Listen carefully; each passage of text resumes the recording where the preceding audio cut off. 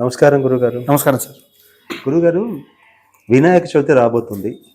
ఈ నెల 26, 27 ముందైతే అసలు ఏ రోజు చేసుకోవాలి? 26, 27 క్లారిటీ ఇవ్వండి సార్.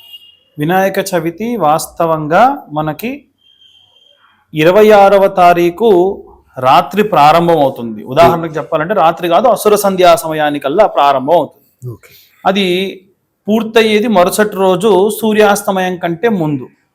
మనకు ప్రతి నెల కూడా వచ్చేటువంటి సంకటహర చవితి నాడు మనం ఏదైతే ఈ యొక్క సంకటహర చవితి ప్రామాణికంగా చేసుకునేవన్నీ కూడా సూర్యాస్తమయం లెక్కలోకి తీసుకొని మనం చేస్తూ నక్తం చేసి వాటిని హోమం చేస్తాం. కాబట్టి ఆ ప్రకారంగా చాలామంది మరి ముందు రోజే వస్తుంది కాబట్టి మేము చవితి 26వ తారీఖే చేసుకోవాలి అనుకుంటారు. కానీ ఏ పండుగ అయినా సరే అర్ధరాత్రి ప్రారంభమైన, అసుర సంధ్యా సమయానికి ప్రారంభమైన, లేదు ఇంకా సేపట్లో సూర్యాస్తమయం అవుతుందన్న ముందు ప్రారంభమైన, అది ఆ రోజుకి పరిగణలోకి తీసుకోవడానికి కుదరదు. ఇది శాస్త్ర ప్రామాణికంగా చెప్పబడ్డ విషయం.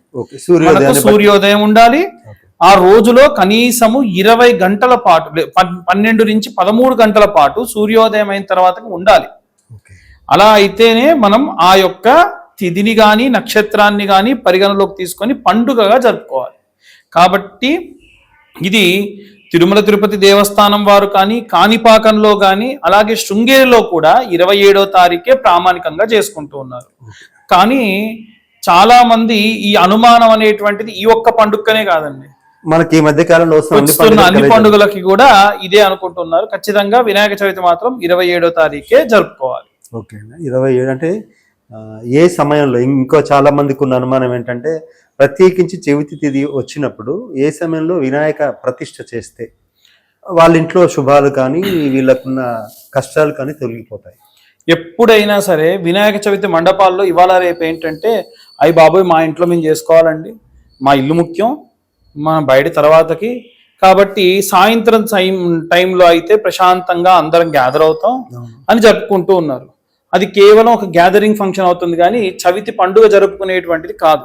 ఎప్పుడైనా సరే పండుగ వినాయక చవితి విషయంలో ఉదయాన్నే ప్రతిష్టాపన చేయాలి. మనం పొద్దున్న నుంచి రాత్రి దాకా ఏమీ తినకుండా అందరూ ఉండి ఒకవేళ సాయంత్రం సమయంలో పెట్టుకుంటే బాగానే ఉంటుంది, కానీ ఎవరుంటారు సార్? ఎవరు. కాబట్టి పండుగ వినాయకుడి ప్రతిష్ట ఖచ్చితంగా ఉదయం పూట సూర్యోదయం నుండి ఆ యొక్క మధ్యాహ్నం 11 గంటల లోపు గనక ప్రతిష్ఠ చేసుకొని స్వామివారికి అన్ని రకాలైనటువంటి షోడశ ఉపచారాలు చేసుకొని వస్త్రము, అర్ఘ్యము, పాద్యము, ఆవాహనము, ఆసనం ఇవన్నీ కూడా సమర్పించి 9 రోజులు లేదా వారి వారి శక్తి మేరకు 3 రోజులు, 5 రోజులు, 11 రోజులు ఇలా చేసుకుంటూ ఉంటారు.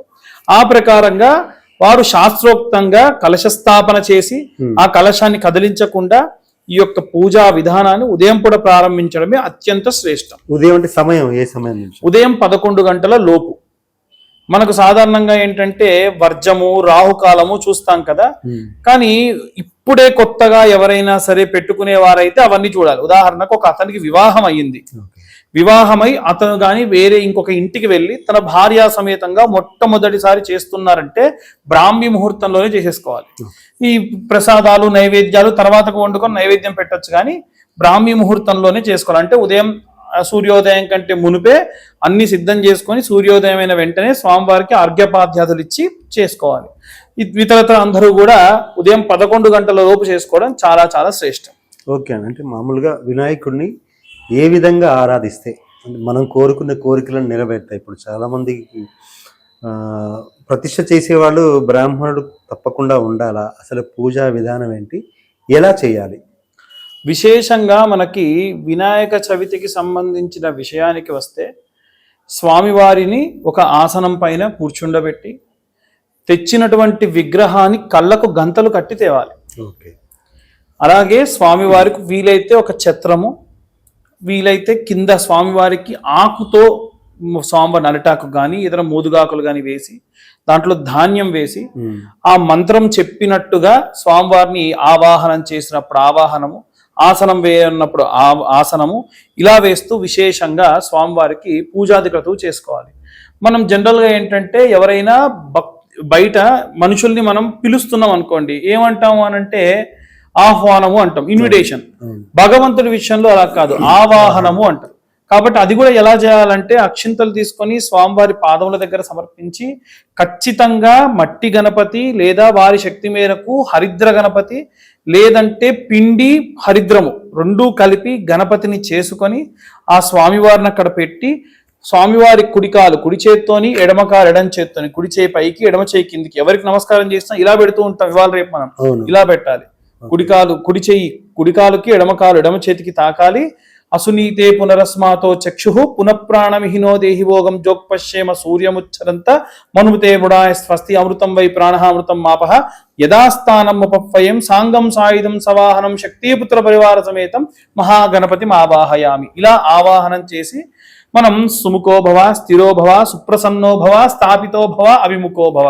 మనము ఇంటికి వచ్చిన అతిథికే మామూలుగా ఏం చేస్తామండి అని అంటే అయ్యా కాలు కడుక్కోండి చేతులు కడుక్కోండి ముఖం కడుక్కో ఎలా అంటామో స్వామివారికి కూడా పాదములు కడిగేటప్పుడు పాద్యం సమర్పయామి, చేతులు కడిగేటప్పుడు అర్ఘ్యం సమర్పయామి, ముఖానికి ఆచమనం సమర్పయామి అని ఇలా చేతులు పెట్టి స్వామివారికి చూపించి మనం చెప్పాలి.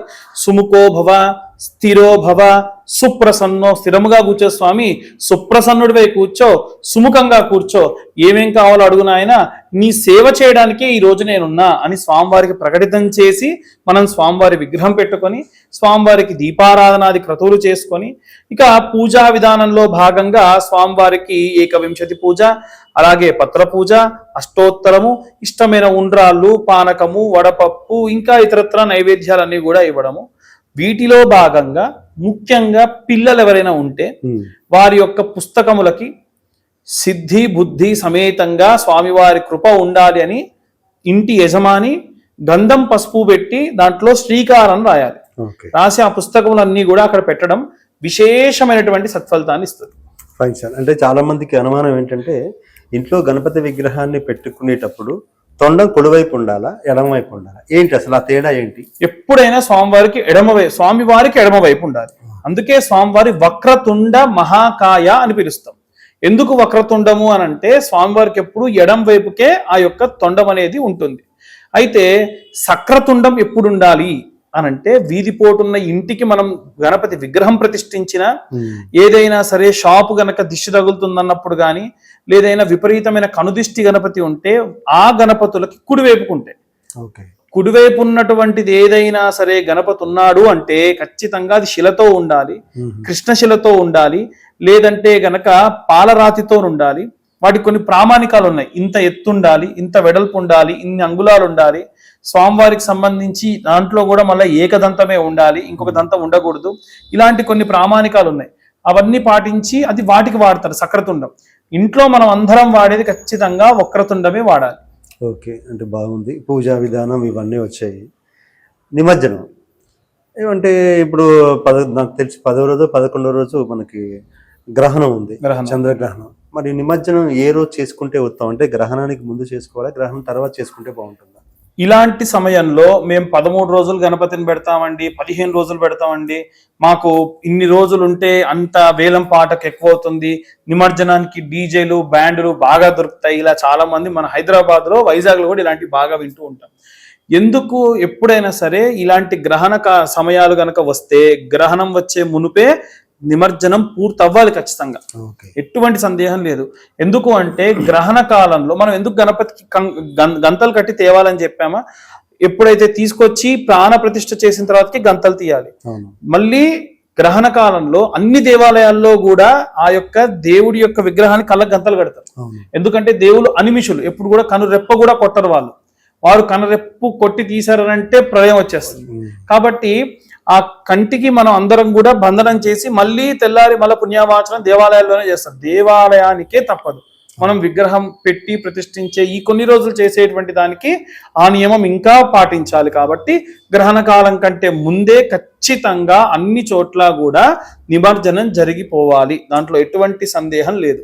కాకపోతే 9వ రోజు 9 రాత్రుల నుంచి 10వ రోజు ఉదయాన్నే జరిపేసి తీసేయడం అనేది అత్యంత శ్రేష్టం. Okay, fine. అంటే మొత్తానికి అంటే కొంతమందికి వీలు అవ్వలేదు అనుకోండి, గ్రహణం తర్వాత తీయొచ్చా?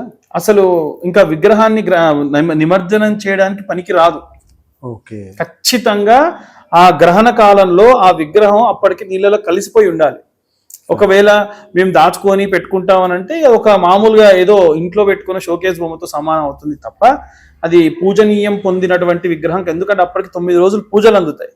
అర్ఘ్యం, పాద్యం, ఆచమనీయం, ఆసనం, ఉదయం, మధ్యాహ్నం, సాయంత్రం పూజలు అందుకోవడం, అన్ని రకాల నైవేద్యాలు ఎక్కడం అంటే ఒక చిన్నపాటి దేవాలయాన్ని మళ్ళీ మనం పునఃప్రతిష్ఠించిన దానితో సమానం అనమాట.